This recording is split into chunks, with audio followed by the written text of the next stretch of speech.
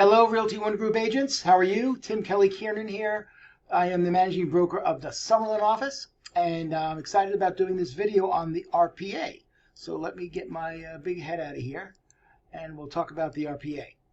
Residential Purchase Agreement, Joint Escrow Instructions. The date, of course, is the date that you're filling out the RPA. In this case, it's St. Valentine's Day, not St. Valentine's Day. It is St. Patrick's Day. My client's name is Derek Jeter. If it was two clients, two buyers, this button, I could put an and then I would put Mary Ann Jeter if there was a Mr. and Mrs. Jeter. In this case, there was only one purchaser, so I don't need to put the and.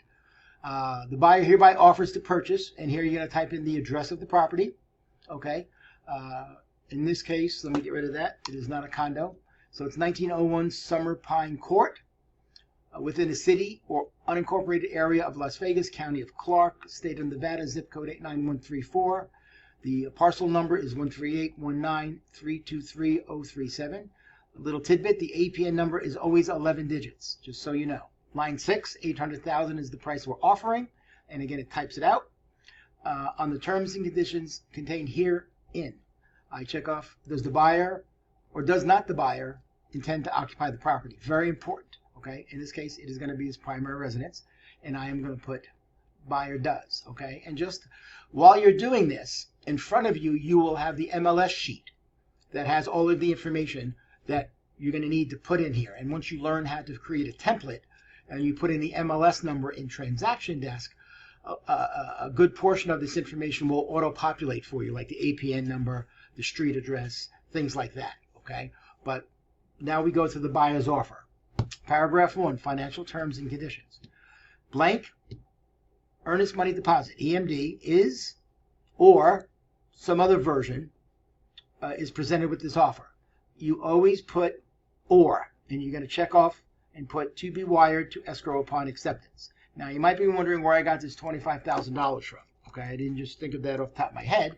That number was in the MLS as the amount of money that the seller wants any buyer making an offer to put down as the earnest money deposit. Now, you can put more, that makes your offer look stronger, or you can put less, which makes your offer look weaker. So, and typically, you're going to put the amount there that's in MLS. Typically, it's 2% of the purchase price. So, on a $500,000 property, the earnest money deposit might be $10,000. Okay, so that gives you a guideline. Now, line 12, following the date of acceptance, earnest money to be deposited within 1 business day from acceptance of the offer as defined in section 24 herein, or I can put a number in here, blank business days if wired to.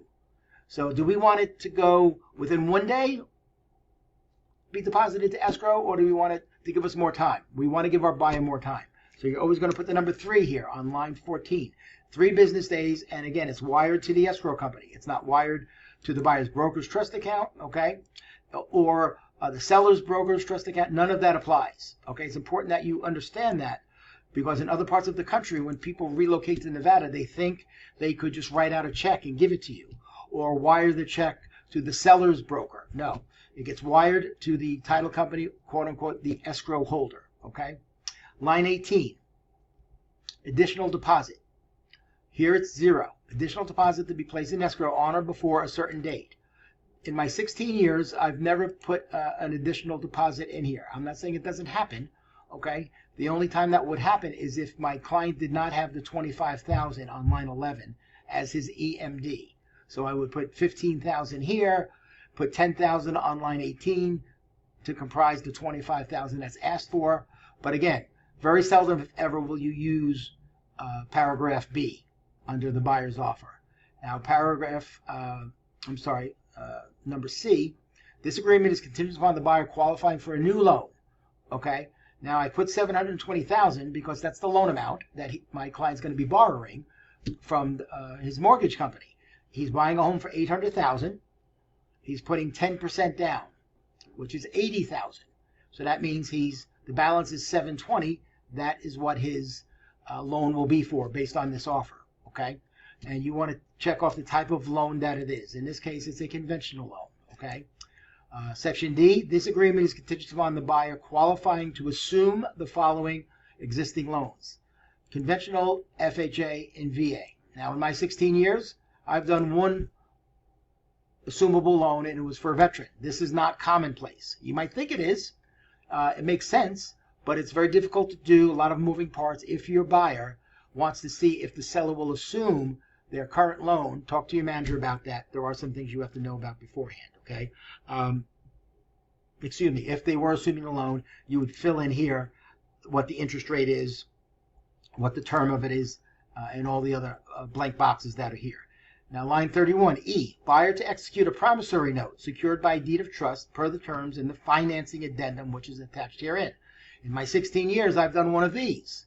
Okay, this is where, if you'll notice in the MLS sheet, it might say something like OWC, owner will carry. Not very common in Nevada. Okay, that means the seller is selling it for $800,000, but my buyer will make payments to the seller or the homeowner for 5 or 7 or 10 years at a certain interest rate, okay, and a certain amount of a deposit. Okay, again, if you see something in MLS, it says owner will carry, it appeals to your buyer, go talk to your manager about it. They will help you fill out the financing addendum and see if it can happen moving forward. Number F, the balance of the purchase price, the balance of the down payment in good funds to be paid prior to close of escrow. Okay, so I came up with this $55,000 because, again, the purchase price is $800,000. We're putting down $25,000 as the EMD. Okay, he's putting down, like I said, 10%, which is $80,000. So the difference between $25,000 and $80,000 is the $55,000. Okay, a quick rule of thumb: when you're doing the RPA, line 11, line 22, and line 34, or even these other lines that have zeros, but let's assume they all have zeros. Line 11, 22, 34. They have to add up to line 37, the total purchase price. Okay, that's really important. So that's, if you've messed up on it, if your math is off, then 11 and 22 and 34 do not equal line 37. That's how you're going to know, if you got it correct, that they all add up to what's on line 37.